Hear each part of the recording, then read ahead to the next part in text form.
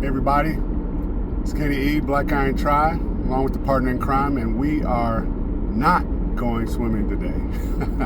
So the weather is a little nippy, and whereas that might be not a big problem if you're swimming, it's an issue if you're sitting waiting for somebody to swim. So I'm not going to put the partner in crime through that today. Not making excuses. We're still getting out of the house. We're going to do one of our favorite hobbies.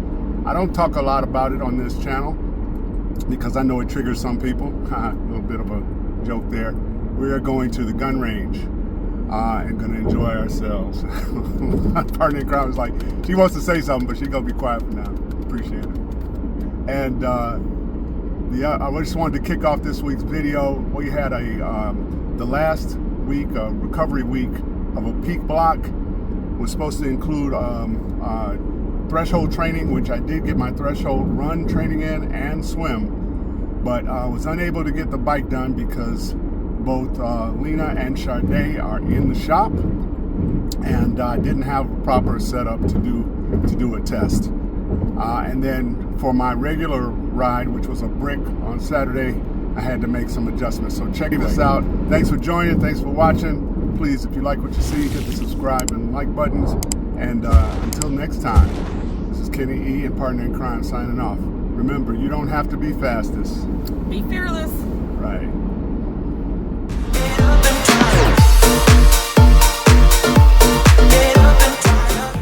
Hey everybody, good morning. This is Kenny E of Black Iron Tri. And we are in the 4th week of the first peak block of training. And this is a recovery week. Again, I have to giggle just a little bit because this recovery week is a testing week. So again, we test our maximums for all 3 disciplines, swim, bike, run. And for the run, you're looking for what's the highest pace I can keep or fastest pace I can keep for 30 minutes. That's always a little intimidating before you start, to know I'm going to be working hard for 30 minutes and that the idea is to be completely exhausted at the end of it. So you guys have seen some of this before if you've been a fan of the channel for any amount of time, but we've been training pretty steadily here for a few weeks, and this ought to be fun. So without further ado, let's go ahead and get into this run test.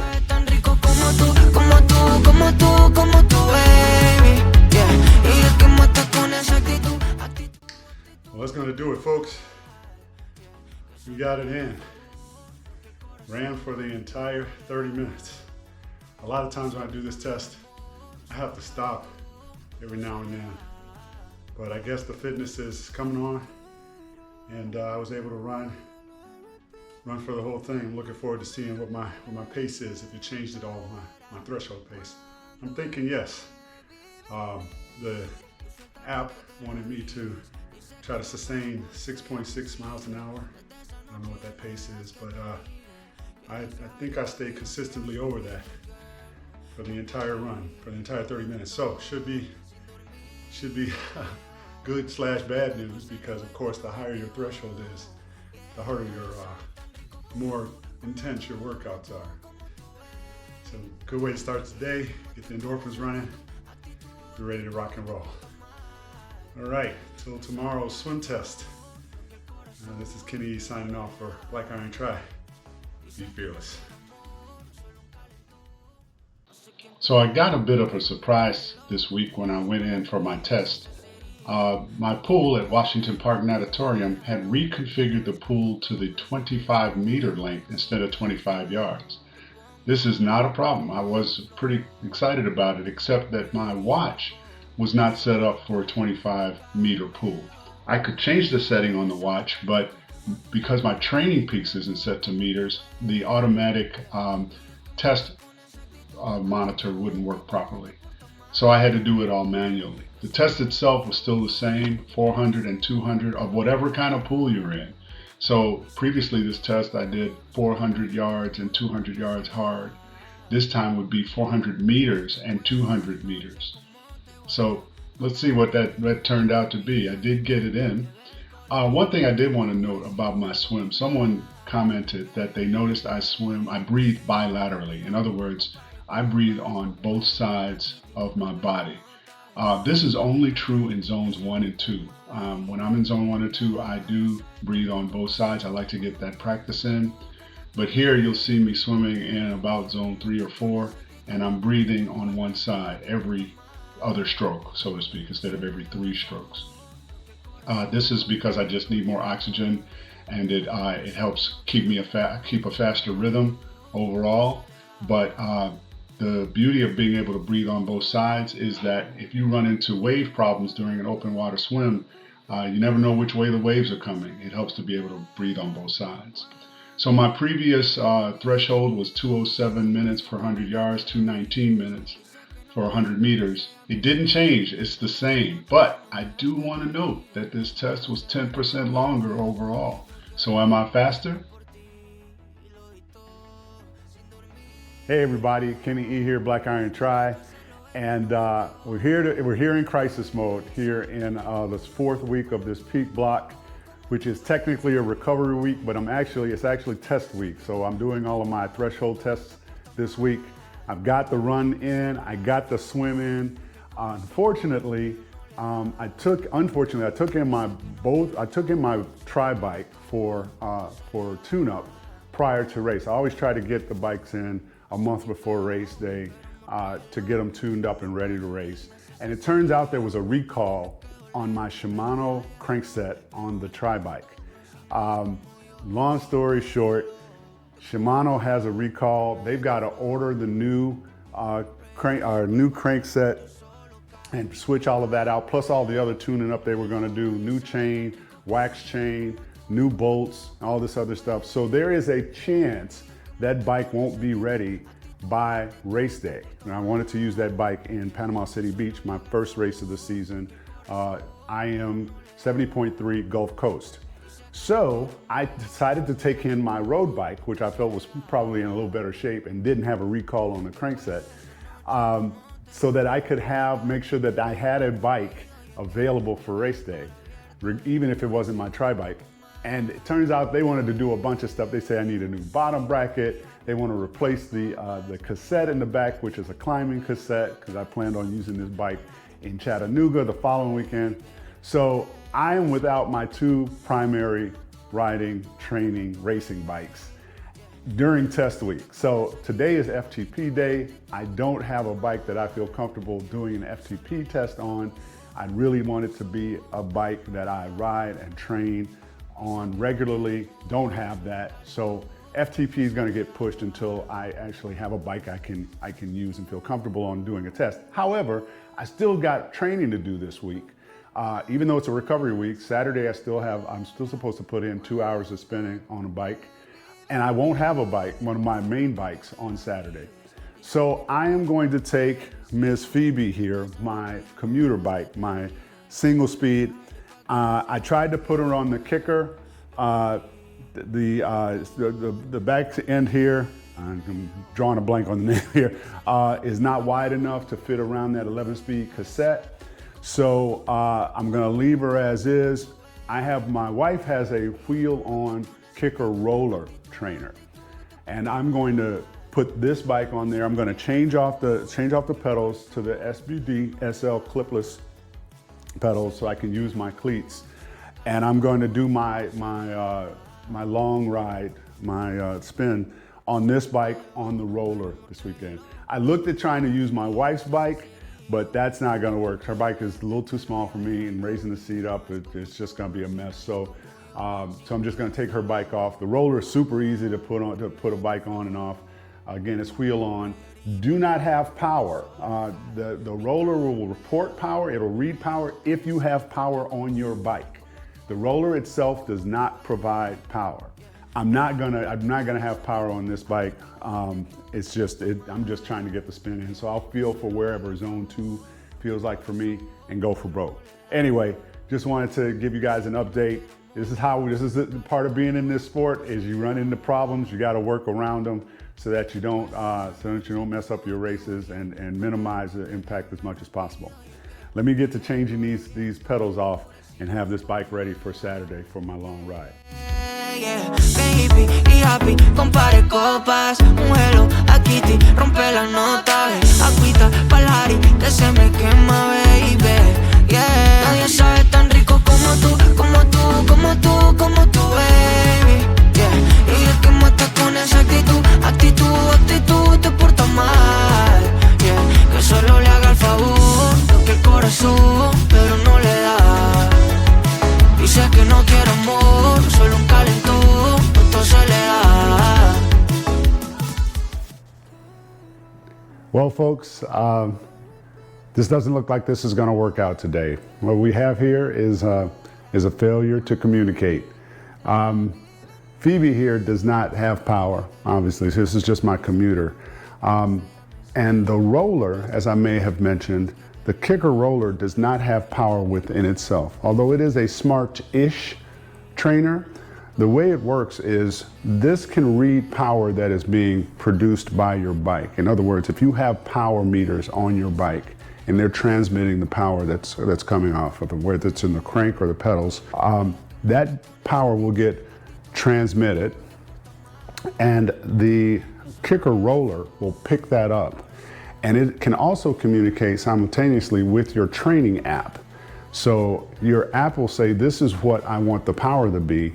The kicker roller will see what you're producing on the bike and adjust the resistance to get that power on your bike to match what's on your app. So it is not itself being controlled by the app. It's controlling itself based on what it's reading from your power and from what the app is saying it should be. So I hope that makes some sense.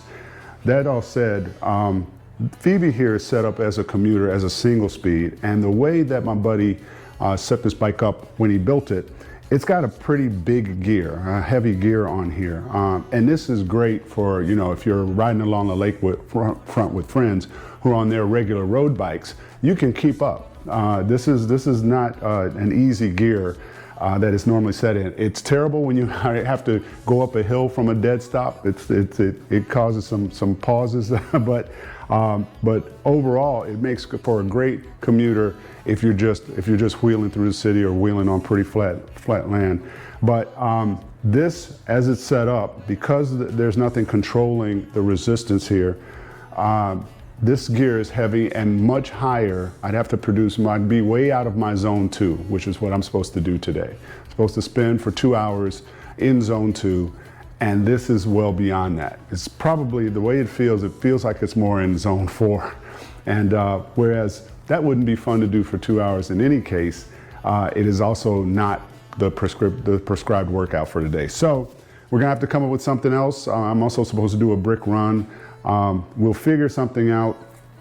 And I don't know, I thought about going outside, but again, this is not really, without being able to change gears, I have very little control over what I'll have to put out in order to move. And especially in Atlanta where, you know, there's no such thing as a flat half a mile anywhere. So we'll figure it out and go from there, but I just thought I'd include you guys on my little experiment. In the meantime, remember, you don't have to be fastest. Just be fearless.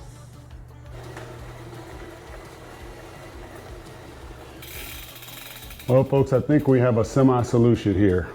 I figured out how to raise the seat on my partner in crime's bike. It's at its highest level, which frankly is not high enough really, but it is higher than it was, and I get a little bit of extension on my legs in the bottom position there. I do have control of the gears here, and so I can ease up the spinning as necessary or make it harder as necessary. And I'm going to use my heart rate to try to estimate my zone 2. I think we got a solution here. We're going to go ahead and knock this out, and then I'll put my partner in crime seat back where it belongs. It's a pretty slick system. It has the adjusting bolt is inside of the seat tube, and it only allows you to go up so high and before you can't access the bolt anymore. So I guess that is a way to guarantee that there's not too much of the seat post hanging outside of the seat tube. So that, that could be dangerous. If it's too high, it could fall out or break or something like that. So we're gonna knock it out. All right, we have a solution. Let's get to work. This is Kenny E signing off for now. Remember, be fearless.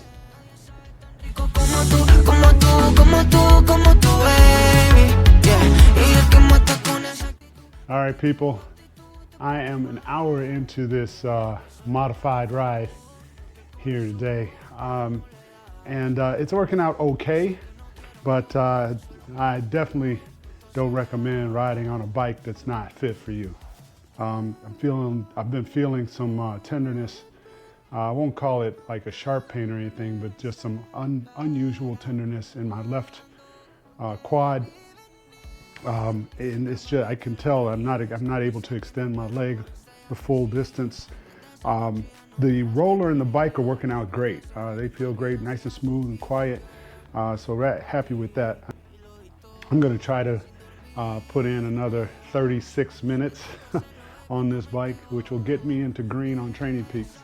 But I'm also being very careful. I'm varying the power, or I'm sorry, the gearing, so I'm not getting too sore on those legs. Definitely feels like I'm up above zone 2 as far as muscularly, and I don't know if that's a function of the fact that I'm on a bike that isn't quite my fit, or if I'm actually up in that power. I have no idea what kind of power I'm putting out right now. I'm looking at my heart rate. It's staying pretty low. I do attribute some of that to fitness. As you get more fit, you can do more with a lower heart rate.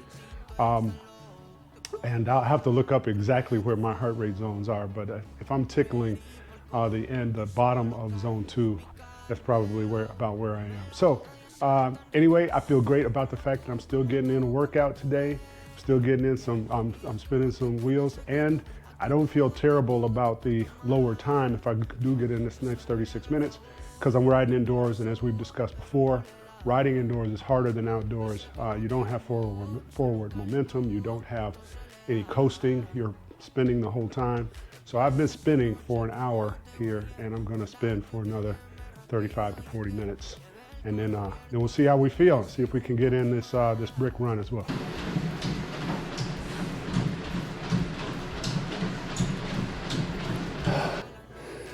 All right, folks, that does it for today. Got the whole hour in on the run. I need to see where I was in terms of where I was supposed to be. I think Zwift made an update recently, and now my Zwift app is not matching the speed on the treadmill. So the last couple of runs I have not used Zwift. I've just used my watch, which is calibrated to the treadmill, and got it in. Today was easy. I just needed to do a easy run. None of them are easy for me, but an easier run. A run for an hour, knocked it out. Got the $140 on the bike today for a nice workout, nice set of workouts. Good day. Time to get some post-workout nutrition. I use a scoop of protein, which is about 24 grams of protein. And then I add some chocolate syrup to get the carbs in. I think they say the ratio for your post-workout drink or nutrition should be 4-to-1 carbs to protein ratio.